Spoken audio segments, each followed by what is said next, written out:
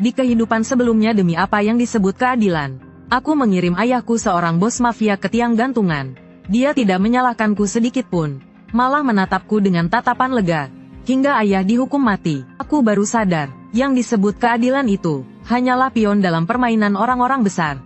Penyesalan dan rasa bersalah yang tak ada habisnya menyelimutiku. Saat membuka mata lagi aku terlahir kembali. Kembali ke saat sebelum ayahku bersiap untuk berkelahi. Yanci kalau sudah bangun cepat kembali ke sekolah. Di sini kacau nanti kalau berkelahi darahnya jangan sampai mengenaimu. Ayah melemparkan kalimat itu, berbalik dan memarahi sekelompok pria kekar di dalam ruangan. Kenapa kalian semua lambat sekali? Di mana Parang Sani? Yang baru diasah itu, Chen Ye nama panggilannya Sani. Anak buah nomor satu ayah yang paling setia.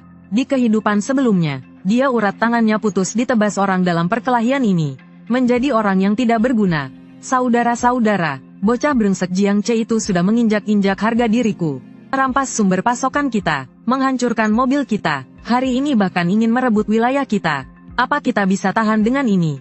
Tentu saja tidak bisa. Hajar dia, teriakan menggema. Ayah melihat pemandangan di depannya. Kebingungan di matanya dengan cepat memudar. Digantikan oleh tekad yang kuat. Karena aku telah terlahir kembali, maka tragedi di kehidupan sebelumnya tidak boleh terulang.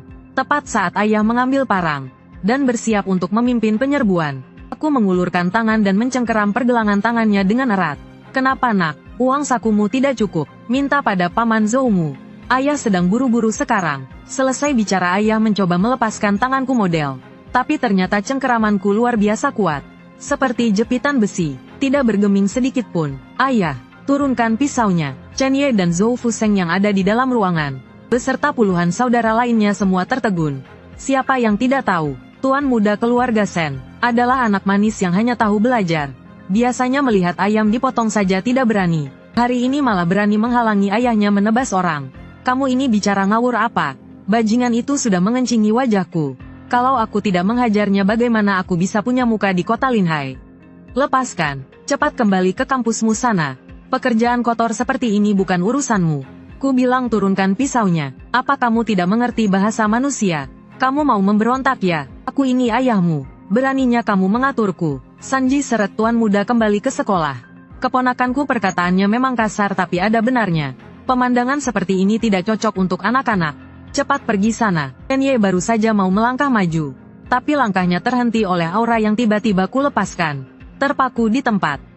Satu kata yang dinginnya seperti es. Membuat semua pria sangar di ruangan itu bergidik. Chen Yanci, apa kamu sudah gila? Aku melakukan ini demi siapa? Kalau bukan demi mencari lebih banyak uang. Untukmu menikah dan membeli rumah nanti. Minggir dari hadapanku. Ayah mengerahkan kekuatannya. Akhirnya berhasil melepaskan cengkeramanku. Tapi detik berikutnya, aku maju selangkah. Gerakanku secepat bayangan. Saat semua orang belum sempat bereaksi, tangan kananku melesat secepat kilat. Dengan tepat mencengkeram pergelangan tangan ayah yang memegang pisau. Ujung jari menekan keras pada titik sarafnya. Pisau baja yang berat itu terbanting keras ke lantai semen. Mengeluarkan suara yang memekakkan telinga. Suasana menjadi hening. Semua orang melebarkan mata mereka. Melihatku seolah-olah aku adalah monster. Pemuda terpelajar keluarga Sen yang lemah itu, ternyata bisa merebut pisau si macan Linhai Sen Xiaoshan dengan tangan kosong. Kau benar-benar mau memberontak ya? Ayah, kalau kau mau busuk di penjara seumur hidup, langkahkan saja kakimu satu langkah keluar dari pintu ini. Aku sama sekali tidak akan menghalangimu. Dasar kau anak kurang ajar. Kau tahu apa soal dunia preman? Musuh sudah menginjak-injak kepala ayah. Aku tidak akan menghindarinya lagi. Besok siapa lagi yang akan memanggilku Kak Xiaoshan?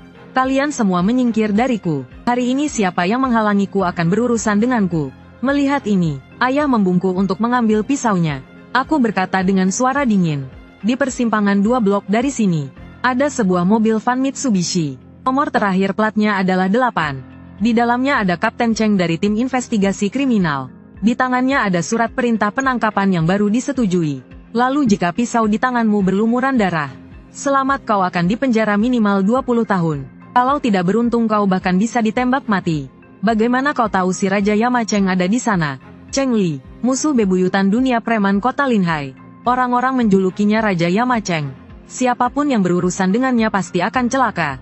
Kalau kau tidak percaya, sekarang suruh seorang anak buah yang tidak dikenal untuk memeriksanya. Lihat apakah mobil itu terparkir di sana. Lihat apakah orang di dalam mobil sedang minum teh. menunggu untuk menjaring kalian. Chen Ye segera memberi isyarat mata kepada seorang anak buah di pintu. Anak buah itu langsung lari terbirit-birit. 5 menit kemudian, anak buah itu kembali dengan terhuyung-huyung. Wajahnya pucat pasi, seperti melihat hantu. Ternyata benar ada polisi, tepat di persimpangan jalan. Aku kenal mobil itu, mobil preman dari kepolisian kota. Di depan restoran Jiang juga terparkir 2 mobil polisi. Sepertinya sedang mengamankan lokasi kejadian. Wajah ayah berubah dari merah menjadi putih. Lalu dari putih menjadi biru pucat. Punggungnya seketika basah oleh keringat dingin. Kalau saja tadi anaknya tidak merebut pisau itu, dia sekarang pasti sudah tewas. Sudah sadar sekarang, Jiang Che ini benar-benar licik. Ini bukan licik, ini namanya serangan dari level yang berbeda. Ayah, sekarang tahun 2000, milenium sudah berlalu setengah tahun. Caramu itu sudah ketinggalan zaman. Dunia sekarang bukan lagi tentang berkelahi dan membunuh, tapi tentang hubungan antar manusia, tentang perputaran modal, tentang pasal-pasal hukum. Kenapa Jiang Che berani merebut wilayahmu? Karena dia memakai jas, sedangkan kamu memakai kaos dalam. Karena dia memakai otaknya, sedangkan kamu memakai pisau. Karena dia tahu cara memanfaatkan polisi untuk membunuh orang. Sedangkan kamu hanya akan mengantar dirimu sendiri ke penjara. Lalu menurutmu bagaimana? Dia sudah terang-terangan menantang kita. Apa aku harus menjadi seorang pengecut? Aku tidak bisa menelan penghinaan ini. Ayah, aku ini anakmu. Ada yang menggangguku. Ayah, aku lebih ingin menghabisinya daripada ayah. Tapi kita harus menggunakan cara lain. 3 hari, ayah. Serahkan semua anak buahmu kepadaku. Serahkan stempel perusahaan kepadaku. Suruh juga semua anak buah untuk membuang pisau mereka. Aku tidak menyentuh pisau, tidak memakai senjata dalam 3 hari. Aku akan membuat Jiang Che berlutut di depan pintu rumah kita, mengembalikan wilayah yang direbutnya, lalu mengantarkan uang dengan patuh. Kalau aku tidak berhasil, seumur hidup aku tidak akan ikut campur urusanmu lagi. Kamu mau masuk penjara, aku akan membawakanmu makanan. Anak sulung, apa kamu belajar sampai jadi bodoh? Si Jiang Che itu bukan orang sembarangan. Jangan membual keterlaluan. Diam, ayah percaya padamu sekali ini. Lagi pula kalau bukan karena kamu hari ini, ayah pasti sudah mendekam di penjara.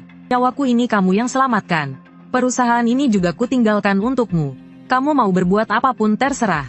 Anak sulung, di tangan kita sekarang selain gerombolan orang kasar ini, tidak ada apa-apa lagi. Bagaimana rencanamu untuk menghadapinya? Mendengar ini, aku tersenyum pada saat itu. Di balik wajahnya yang sopan, terpancar tatapan dingin yang tajam. Persis seperti ular berbisa yang baru menjulurkan lidahnya.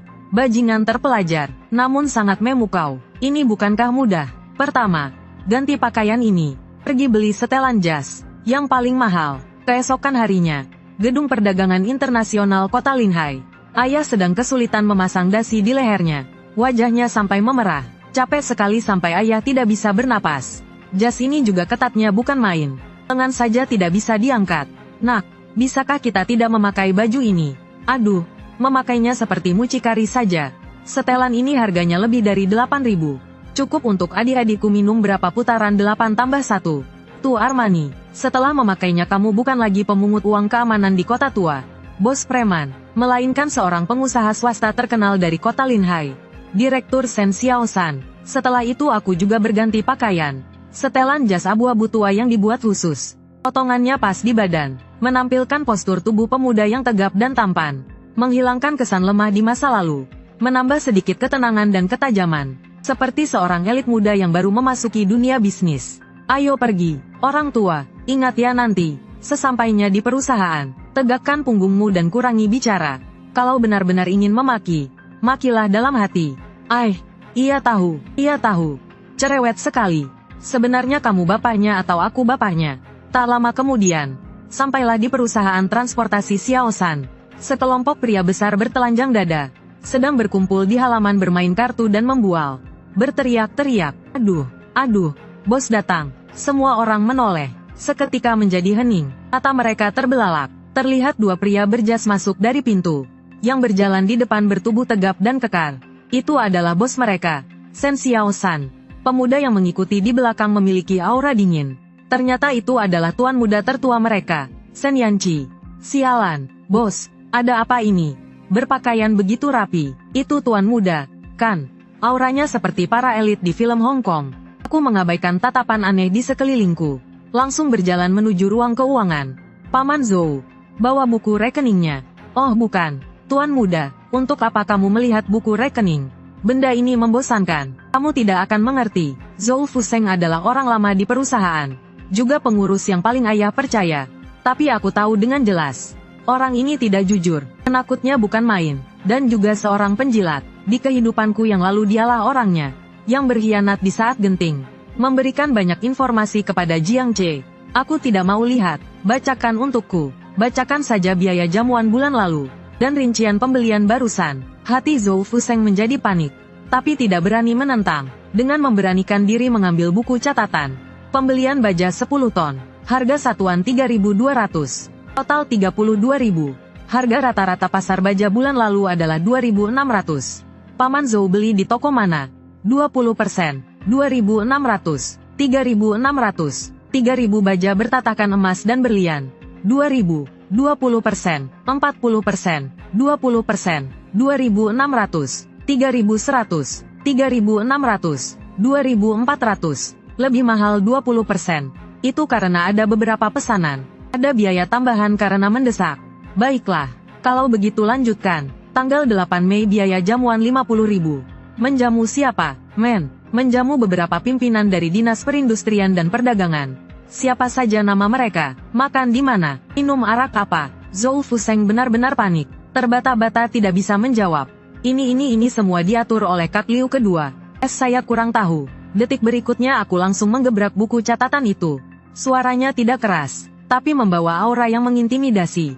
Zhou Fuseng ketakutan hingga terduduk di lantai. Ayah yang sedang merokok di pintu pun terkejut. Rokok di tangannya hampir jatuh ke lantai. Paman Zhou, buku catatan ini jeleknya seperti kotoran. Aku tidak tanya berapa banyak yang kamu korupsi sendiri. Tapi biaya jamuan sebesar 50.000 ini masuk ke kantong siapa? Dan siapa yang menyuruhmu membuat pembukuan palsu ini? Sebaiknya pikirkan baik-baik sebelum menjawab. Wajah Zhou Fuseng seketika menjadi pucat pasi. Bibirnya gemetaran. Tatapannya menatapku dengan penuh ketakutan. Keringat dingin di dahinya mengalir di pipi. Sudah, buku catatannya taruh di sini dulu. Paman Zhou, pergi cuci muka. Penuh keringat. Ada apa, nak? Pembukuannya tidak beres. Ayah, perusahaan ini bisa bertahan sampai sekarang. Sepenuhnya karena nyawamu kuat. Ayo pergi. Waktunya sudah hampir tiba. Pergi temui Jiang Che. Benar mau pergi. Kita tidak bawa apa-apa. Hati ayah tidak tenang. Siapa bilang tidak bawa? Pegang ini. Aku dari dalam tas kerja yang kubawa. Mengeluarkan setumpuk dokumen tebal. Dan memberikannya kepada ayah. Ayah mengambilnya dengan curiga. Membukanya dan melihat. Matanya hampir melotot keluar. Mengenai Jiang's Entertainment City. Laporan investigasi tentang bahaya kebakaran besar di Dingsheng KTV. Daftar rincian penggelapan pajak Jiang's Logistics tahun 1999. Fotokopian. Bahkan ada beberapa foto yang buram namun masih bisa dikenali dengan jelas. Di foto itu Jiang Che sedang merangkul beberapa gadis di bawah umur. Di dalam ruang pribadi. Nak, dari mana kamu dapatkan ini semua? Masalah keamanan kebakaran Jiang's Entertainment City adalah titik vital keluarga Jiang. Buku catatan penggelapan pajak itu bahkan lebih rahasia dari yang paling rahasia. Ayah jangan tanya. Kalau ditanya, anggap saja ini rezeki. Ayo pergi. Ketua Sen. Pergi beri pelajaran pada tuan muda Jiang yang sombong itu. Apa artinya penjahat memangsa penjahat? Di sisi lain, Chen Ye sedang menyelipkan pipa baja ke pinggangnya. Sambil menggumamkan tuan muda di mulutnya model. Berjaga-jaga tidak ada salahnya. Kalau bajingan keluarga Jiang itu main licik, aku juga bisa melindungi kakak. Keluarkan, buang semuanya untukku. Kak, ini kan cuma sebatang tongkat. Ini tidak melanggar hukum, kan? Hari ini kita mau melakukan apa? Pergi menyerang orang, merebut wilayah, pergi menagih uang keamanan. Kita pergi untuk melakukan negosiasi bisnis. Pergi membahas bisnis besar jutaan dolar. Kamu pernah lihat bos kaya raya mana yang membawa pipa air di pinggang untuk membahas kontrak? Itu namanya murahan. Dengarkan tuan muda, hari ini kita adalah orang yang beradab. Ayah, nanti kalau sudah sampai di tempat, aku mau membuat sebuah peraturan untukmu. Selalu tersenyum. Apa? Mereka sudah mulai menyerang kita. Kamu menyuruhku tersenyum. Aku pergi untuk bernegosiasi, bukan untuk menjual senyum. Tuan muda, kakak ini emosinya meledak-ledak. Bisa-bisa dia sakit karena menahan emosi. Biar aku jelaskan perhitungannya. Kita bawa 30 orang menyerbu masuk. Hajar Jiang sesampai masuk ICU. Puas tidak? Hahaha. Itu sangat memuaskan. Hahaha. Lalu, biaya pengobatan siapa yang bayar? Polisi menangkap siapa? Berapa banyak uang ganti rugi yang harus kita bayar? Berapa tahun kamu akan mendekam di penjara? Ayah tidak bicara lagi. Dalam hatinya dia sangat mengerti. Setelah perkelahian ini selesai, setidaknya rugi ratusan ribu. Masih harus kabur untuk bersembunyi. Tidak sepadan. Coba aku hitung dengan cara lain. Bagaimana jika aku membuat perusahaannya bangkrut? Terlilit utang segunung. Membuatnya dari tuan muda keluarga Jiang menjadi anjing liar tak bertuan. Akhirnya mendekam di penjara karena kejahatan ekonomi. Uangnya menjadi uang kita, wilayahnya menjadi wilayah kita. Dia bukan hanya harus berlutut memohon pada kita, tapi juga harus menghabiskan sisa hidupnya di penjara. Ayah, menurutmu lebih baik mengalahkannya, atau mempermainkannya sampai mati? Apa ini masih si kutu buku yang hanya tahu belajar itu? Pikirannya ini, lebih licik daripadaku yang sudah setengah hidup di dunia hitam. Nak, kalau nanti kamu masuk ke dunia hitam, sepertinya kami para orang tua ini tidak akan ada urusan lagi. Ini terlalu licik. Lao Deng, ini bukan licik. Ini disebut operasi modal. Ini disebut pukulan telak. Belajarlah. Di masa depan akan ada banyak hal seperti ini. Baik, ayah akan mendengarkanmu. Hari ini, bahkan jika dia menodongkan pisau ke leherku, ayah akan tetap tersenyum padanya. Asalkan bisa mengeruk uangnya, jangankan tersenyum. Memanggilnya kakek pun boleh. HMPH HMPH HMPH. Tidak lama kemudian, rombongan tiba dengan lancar di restoran Jiang. Di dalam kamar pribadi, Jiang Che duduk di kursi utama dengan kaki menyilang. Melihat ayah masuk, sudut bibirnya menyunggingkan senyum sinis. Kak Xiaoshan, kita jangan berbelit-belit lagi. Hari ini aku memanggilmu kemari, hanya untuk dua hal. Pertama, jalur kargo di dermaga kota selatan menjadi milikku. Kedua, untuk mengganti biaya pengobatan saudaraku yang terluka terakhir kali. Keluarkan 500.000, selama kamu menyetujui dua syarat ini. Kita di masa depan masih bisa menjadi tetangga yang baik. Kalau tidak setuju, aku khawatir makanan hari ini akan sulit dicerna.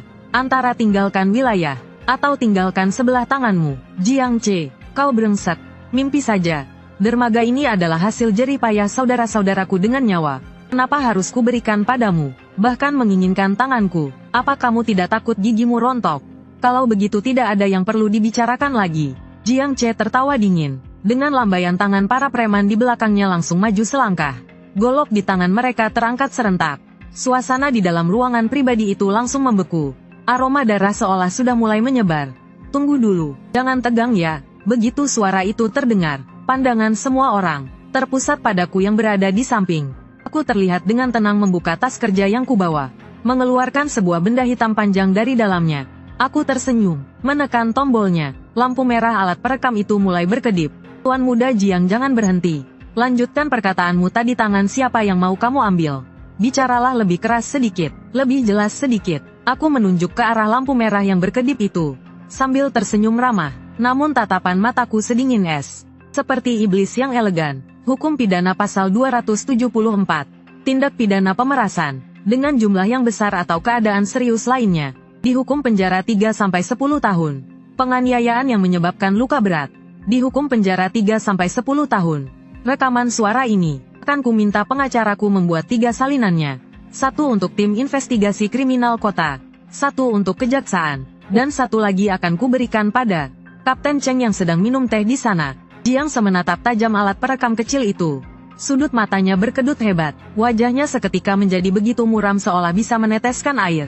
Kau keparat main licik. Jangan berkata begitu. Ini kebiasaan bisnis. Rapat di perusahaan besar memang begini. Disimpan sebagai arsip biar nanti nggak saling menyalahkan. Tapi Tuan Muda Jiang, kenapa wajahmu masam begitu? Apa kamu tidak dengar dengan jelas pasal hukum yang tadi? Bagaimana kalau aku putar ulang? Xiang Che benar-benar naik pitam. Diinjak-injak harga dirinya oleh ayah dan anak ini di wilayahnya sendiri. Kalau masalah ini sampai tersebar, dia tidak akan punya muka lagi di kota Linhai. Hancurkan benda sialan itu, dan hajar kedua anjing tak berguna ini habis-habisan. Kalau ada masalah, aku yang tanggung.